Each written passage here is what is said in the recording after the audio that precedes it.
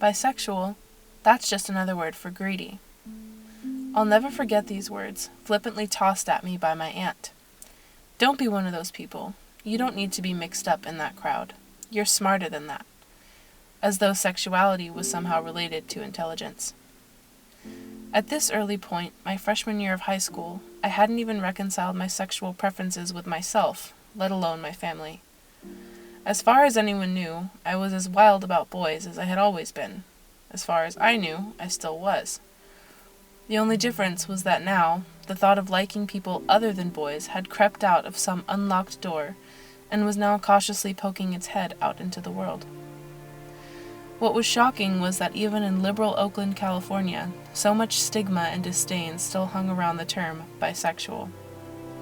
It was as though it had some other meaning besides not rigidly adhering to the standard binary of sexual attraction, perhaps open to threesomes or overly interested in tattoos and piercings. If you want to be gay, be gay. If you want to be straight, be straight. You can't have both. That's not fair. All bisexuals are going to hell. This was told to me much later, the summer after my senior year of high school. By this point, I had come to terms with my sexuality and was even in the process of talking to a girl. This stinging comment came from my other, much kinder aunt, was like a slap in the face. Once again, I had not brought myself specifically into the conversation, but had simply brought up the concept.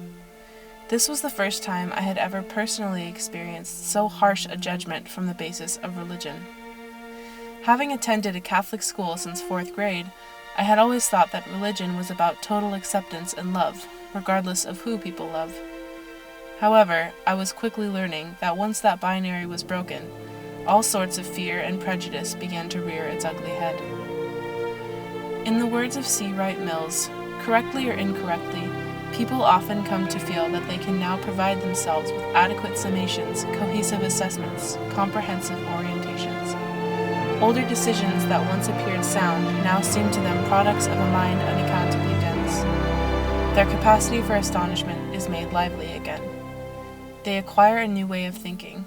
They experience a transvaluation of values. This, in essence, is what needs to happen in order for there to truly be equality in the world.